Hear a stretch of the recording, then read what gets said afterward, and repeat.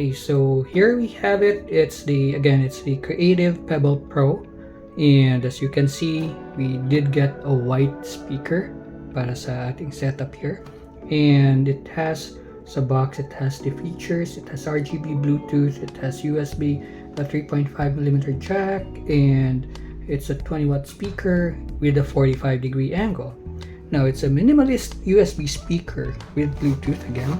So that's the top ng box, and sa likod would be the instructions, and the features side would be the speakers picture again, and what's inside.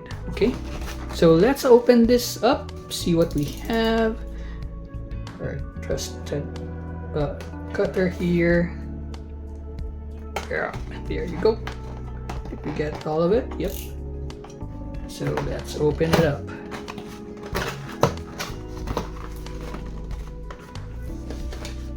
Okay, yung kanyang divider, and it has yung kanyang accessories. We'll open that later as usual. The speaker is bubble drop, so it's good. Let's put that aside, take out the box. Sa box meron siyang kanyang manual and the warranty. Okay, so here we go. Tabi muna natin yung mga paperworks na yan. Let's go to the speakers. As you can see, again, nasa top version na naman tayo. So there you have it. Let's take it out of the bubble wrap.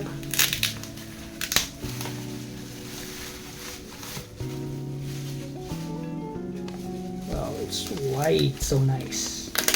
So for those of you guys who wants a white setup with a sulit na speaker with the features and everything and the sound, this is the one that you'd like to check out.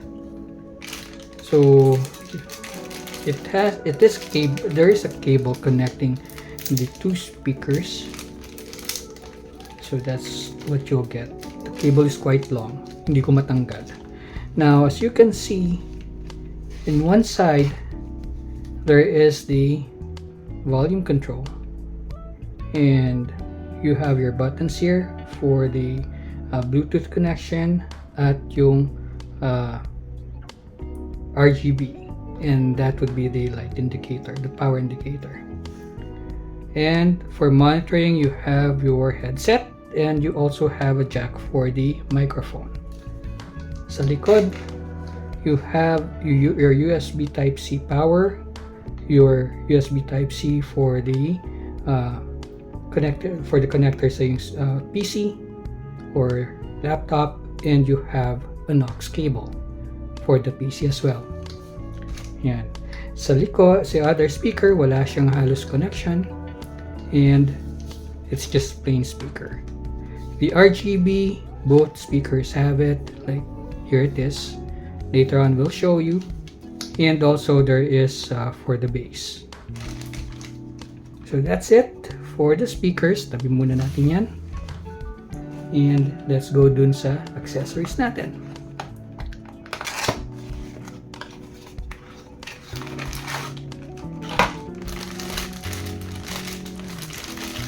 It's well packaged. Naka plastic. Let's see what we have here. So we have the Type-C USB there, and then we have a USB to a Type-C connector. You can use this for the PC, and you have your 3.5mm jacks. Okay, so let's do an OC setup here. Wala lang, diba? Para at least makita natin lahat. Yan.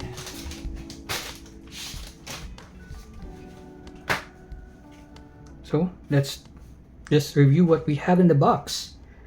We have again the speakers, the USB to USB Type-C, the 3.5mm jack, and the USB Type-C to USB Type-C cables. So there you have it, guys.